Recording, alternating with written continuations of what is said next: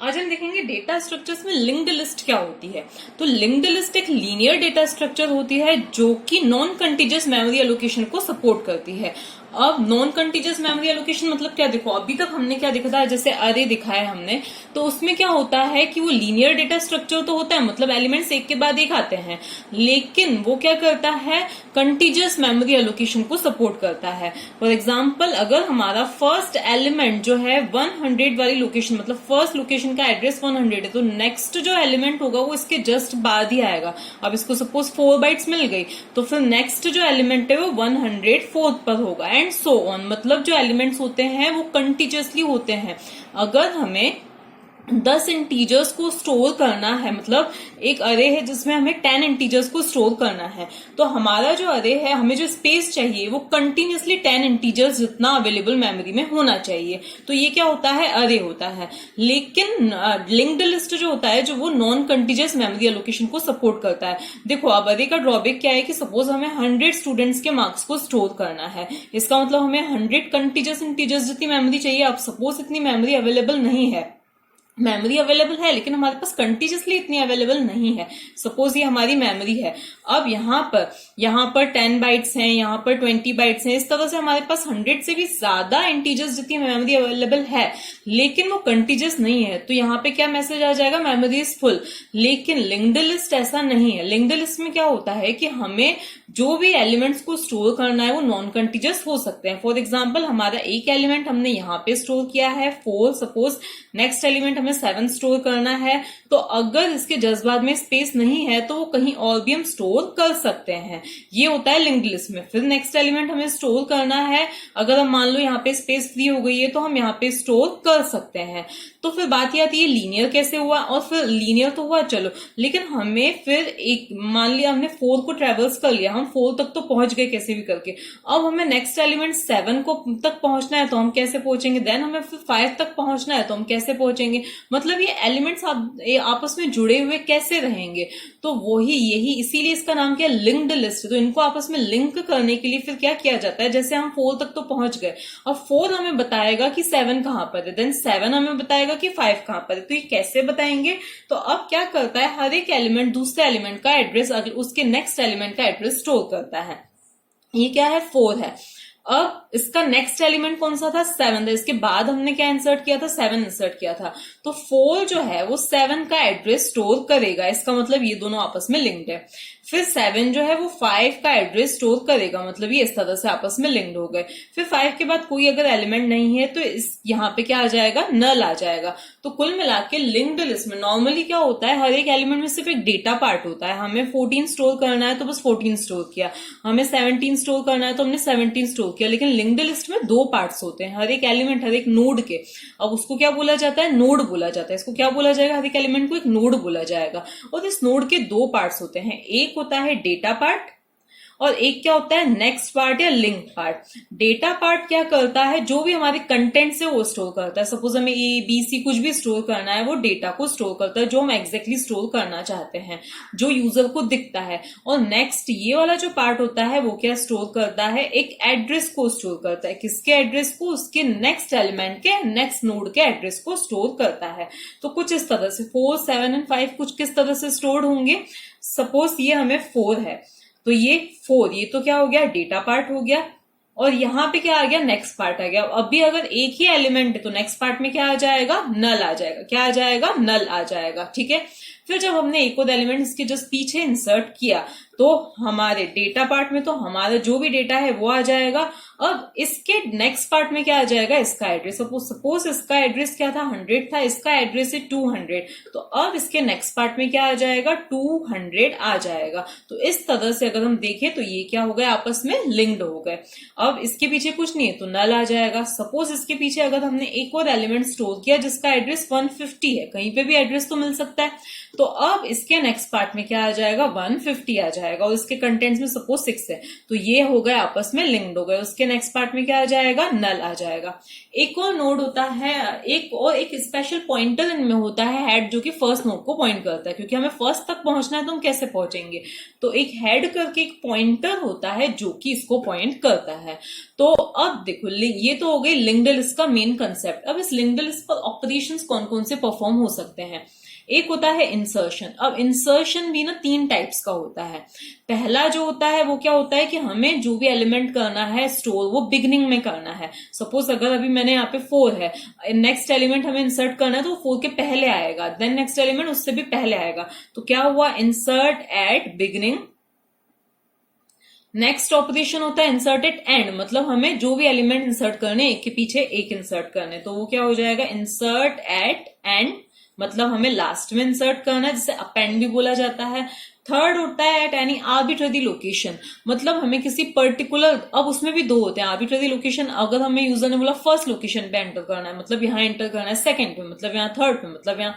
और एक और क्या होता है कि यूजर को क्या करना है, किसी पर्टिकुलर एलिमेंट के बाद उसे 5 के बाद इंसर्ट करना है, तो पहले 5 को सर्च किया जाएगा, देन 5 के बाद में उसे इंसर्ट किया जाएगा।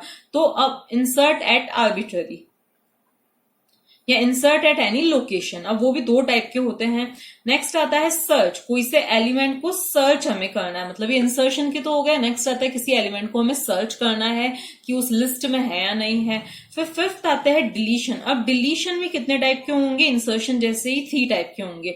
डिलीट 1 मतलब delete first, then delete last and delete arbitrary. तो 6 क्या हुआ, डिलीट लास्ट, एंड 7 क्या हुआ, डिलीट एनी। यहाँ पे मैं डिलीट एनी लिख रही हूं, मतलब किसी भी पर्टिकुलर, जैसे उसे 6 डिलीट करना है, 5 डिलीट करना है, या कुछ भी डिलीट करना है, या किसी लोकेशन के अकॉर्डिंग करना है। ये हो गया डिलीशन। देन सबसे इंपॉर्टेंट नेक्स्ट क्या आता है, ट्रेवर्सिंग, मतलब लिस्ट के हर एक एलिमेंट को जाके प्रोसेस या प्रिंट करना, उसे क्या बोला जाता है, ट्रेवर्सिंग बोला जाता है। तो ये हुआ ट्रेवर्सिंग। नेक्स्ट 9th जो आता है वो क्या होता है, रिवर्स, मतलब लिस्ट पूरी को क्या कर देना है, हमें रिवर्स कर देना है। तो ये क्या होते हैं, मेन ऑपरेशंस होते हैं जो हम लिंक्ड लिस्ट पर परफॉर्म कर सकते हो। ये सारे ऑपरेशंस हम एक एक करके देखेंगे।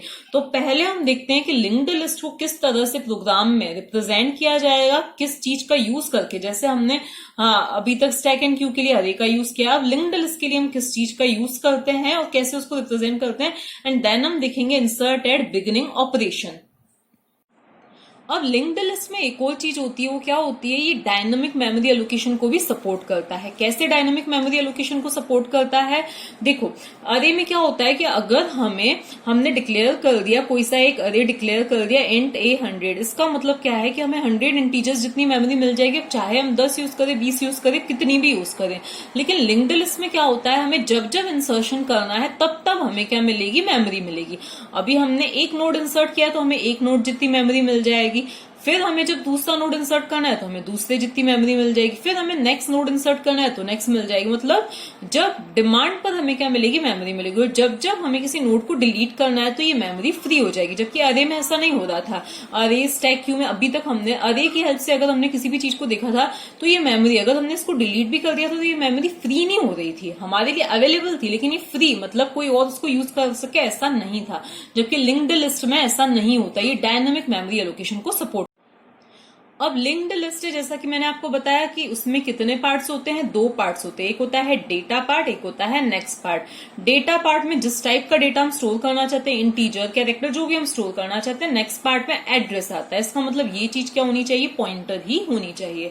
तो इसके लिए हम क्या यूज करेंगे, स्ट्रक्चर का यूज करेंगे। स्ट्रक्चर मैंने प्रीवियस वीडियो में बताया था आपको, तो स्ट्रक्ट। देन अब हम इसका नाम कुछ भी दे सकते हैं, जैसे मैंने स्ट्रक्चर बताया था स्टूडेंट का तो स्टूडेंट नाम दिया था, बुक का तो बुक नाम दिया था, इसका नाम मैं सपोज नोट दे देती हूँ, ये मैंने इसका नाम दे दिया। इसके बाद में अब हमें क्या करना है, हमें 2 पार्ट्स चाहिए। अब सपोज मैं चाहती हूँ कि यूजर यहाँ पे इंटीजर ही इंसर्ट करना चाहता है, ये यूजर के ऊपर है वो क्या इंसर्ट करना चाहते हैं, इंटीजर, कैरेक्टर, फ्लोट, व्हाटएवर।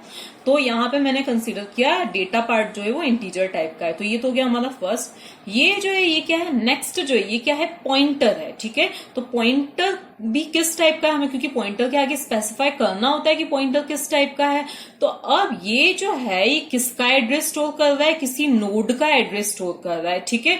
इसका मतलब हम पॉइंटर भी होगा वो किस तरह से डिक्लेयर करेंगे, स्ट्रक्ट नोड स्टार नेक्स्ट। इस चीज का मतलब क्या होता है कि ये नेक्स्ट जो है ये एक पॉइंटर है जो कि किसका एड्रेस स्टोर करेगा, किसी नोड का ही एड्रेस स्टोर करेगा। अगर वो किसी इंटीजर का एड्रेस स्टोर करता है, सिंगल इंटीजर का, तो यहाँ पे हम इन स्टार नेक्स्ट लिखते हैं। लेकिन ये किसी नोड, कंप्लीट नोड का एड्रेस स्टोर कर रहा है। इसका मतलब यहाँ पे हमने क्या लिखा है, यहाँ पे पहले पॉइंटर का टाइप आता है, तो हमने क्या लिखा है, स्ट्रक्ट नोड, मतलब ये किसी नोड का एड्रेस स्टोर करेगा और उसका नाम क्या है, नेक्स्ट है। ठीक है, तो इस तरह से हम किसी नोड को डिक्लेयर करते हैं। लिंक्ड लिस्ट के किसी भी नोड को इस तरह से डिक्लेयर किया जाता है। अब बात आती है कि इसके वेरिएबल को कैसे क्रिएट किया जाएगा। तो अगर हमें उसके सिंपल वेरिएबल को क्रिएट करना है तो हम कैसे लिखेंगे, जैसा कि मैंने आपको पहले बताया ही था, स्ट्रक्ट नोड, और जो भी हमें वेरिएबल देना है, सपोज F1 देना है, कुछ भी हमें नाम देना है वो हम दे सकते हैं। दूसरा तरीका क्या होता है कि हम पॉइंटर की हेल्प से डेटा को स्टोर करना चाहते हैं, पॉइंटर की हेल्प से लिंक्ड लिस्ट के हर एक नोड को एक्सेस करना चाहते हैं। तो पॉइंटर को किस तरह से डिक्लेयर करेंगे, इसी के, तो स्ट्रक्ट नोड स्टार, हमें जो भी पॉइंटर का नाम देना है इस तरह से। तो हम थ्रू आउट दिस प्रोग्राम, मतलब हम इसी चीज को यूज करेंगे, हम पॉइंटर की हेल्प से क्या करेंगे, इसको एक्सेस करेंगे। अब सपोज हमें एक ना स्पेशल पॉइंटर, ये तो मैंने सिर्फ आपको समझाने के लिए बताया है, तो इस तरह से हम क्या प्रोग्राम में सबसे पहले किसको डिक्लेयर कर देंगे, एक नोड को डिक्लेयर कर देंगे। ठीक है, अब हमें क्या करना है, एक स्पेशल नोड चाहिए, जैसा कि मैंने आपको बताया था, क्या चाहिए, हमें एक हेड नोड चाहिए। ठीक है, तो हम यहाँ पे क्या लिख देंगे, स्ट्रक्ट नोड स्टार हेड, और हेड को हम क्या दे देंगे, नल के इक्वल। यहीं पे भी दे सकते हैं, चाहे तो बाद में भी दे सकते हैं। तो हेड इज इक्वल्स टू, मतलब हेड की, जैसे हम लोगों ने क्यू में लिया था, फ्रंट और रियर की जो वैल्यू होती है वो क्या होती है, -1 होती है, टॉप की वैल्यू भी क्या होती है, -1 होती है। तो उसी तरह से हेड की वैल्यू क्या होगी, नल। इसका मतलब इनिशियल वैल्यूज, ये जो चीजें हैं, ये जो चीजें हमें क्या देनी है, ग्लोबली देनी है। ठीक है, और ये क्या है, इसकी इनिशियल वैल्यू है। तो हेड की इनिशियल वैल्यू हमें प्रोग्राम में क्या देनी होगी, नल देनी होगी।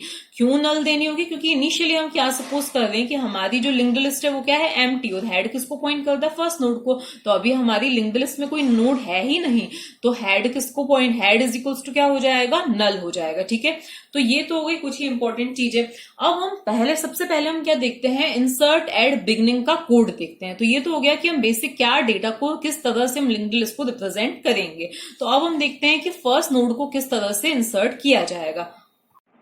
अब अभी मैं जो आपको ऑपरेशन बता रही हूँ वो क्या है, इंसर्ट एट बिगनिंग, मतलब हमें बिगनिंग में किसी नोड को इंसर्ट करना है। अगर इनिशियली कोई भी यहाँ पे नोड नहीं है तो हमारा फर्स्ट नोड कुछ इस तरह से हो जाएगा, और हेड किसको पॉइंट करेगा, इसको पॉइंट करेगा। इसके नेक्स्ट पार्ट में क्या होगा, नल होगा। क्यों, क्योंकि हमारा एक ही एलिमेंट है। एक और एलिमेंट अगर हमें इंसर्ट करना है तो उस केस में क्या होगा, अब हमारा हेड कहाँ पे आ जाएगा, यहाँ पे आ जाएगा, और ये नोड किसको पॉइंट करेगा, पहले जहां पे हेड था उसको पॉइंट करेगा। फिर अगर हमें एक और नोड करना है तो अब हेड हमारा उस वाले नोड पे आ जाएगा। तो कुल मिला के हमें ओनली हेड को क्या करना है, चेंज करना है। मैं कोड की हेल्प से बताती हूँ। तो इनिशियली अगर हमें इंसर्शन करना है, इसका मतलब हमें क्या करना है, एक नया नोड क्या करना है, क्रिएट करना है। ओके, तो मैं डायरेक्टली आपको कोड बता रही हूँ। तो सपोज हमारे जो फंक्शन है उसका नाम क्या है, इंसर्ट एट BEG। यूजर से एलिमेंट हम इस कोड के अंदर भी पूछ सकते हैं, या सपोज हमने पहले ही पूछ लिया, हम इसको यहाँ से पास भी करवा सकते हैं। तो हम अज्यूम करते हैं कि हमने पहले यूजर से एलिमेंट पूछ लिया कि उसे क्या इंसर्ट करना है।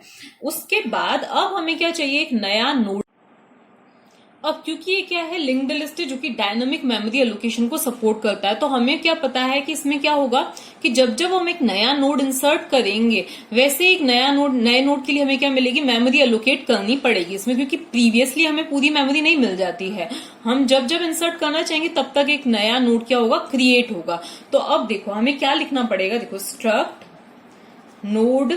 अब इस नोड को तो मैं ऊपर ही ग्लोबली डिक्लेयर कर चुकी हूँ, तो स्ट्रक्ट नोड। अब इसका हम क्या यूज कर रहे हैं, पॉइंटर यूज कर रहे हैं। तो स्टार टेम्प, मतलब हमें एक टेम्पररी क्या चाहिए, एक नोड, मतलब हमें क्या चाहिए, नोड चाहिए, और ये TEMP क्या करेगा, उसको पॉइंट करेगा। किस तरह से वो पूरा मैं आपको वर्किंग इसकी समझाऊंगी। इज इक्वल्स टू, अब क्योंकि हमें नया नोड चाहिए तो डायनामिक मेमोरी एलोकेशन के लिए सी में क्या यूज किया जाता है, मेलोक यूज किया जाता है। तो यहाँ पे हम क्या लिखेंगे, मेलोक, ये इसके कंटिन्यूशन में है मेलोक। अब कितनी मेमोरी चाहिए, जितनी नोड की साइज है, तो हम क्या लिखेंगे, साइज ऑफ स्ट्रक्ट नोड। मतलब ये हमें कितनी मेमोरी चाहिए, जितनी हमारे नोड की साइज है, ठीक है।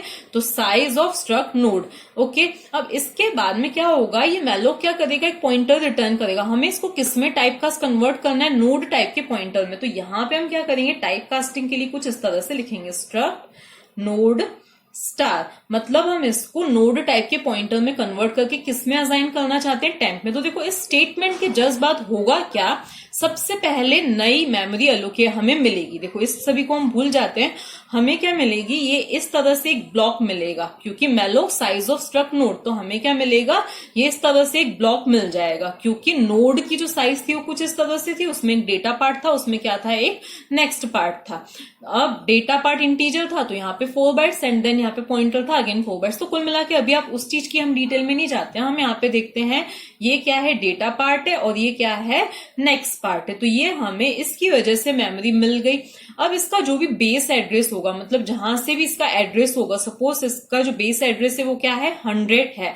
मतलब ये जो है ये क्या रिटर्न करेगा, 100 रिटर्न करेगा। वो 100 किसके अंदर आ जाएगा, टेम्प के अंदर, क्योंकि हम क्या यूज कर रहे हैं, पॉइंटर यूज कर रहे हैं। पॉइंटर क्या करता है, किसी भी एड्रेस को, किसी भी वेरिएबल को पॉइंट करता है। यहाँ ये पॉइंटर किसको पॉइंट कर रहा है, नोड को पॉइंट कर रहा है। तो कुल मिला के ये मैलोक क्या करेगा, सबसे पहले इतनी मेमोरी एलोकेट करेगा, और फिर ये जो मेमोरी है किसके अंदर, ये जो एड्रेस है वो किसके अंदर आ जाएगा, टेम्प के अंदर आ जाएगा। तो कुल मिला के अभी टेम्प में क्या आ गया, 100 आ गया।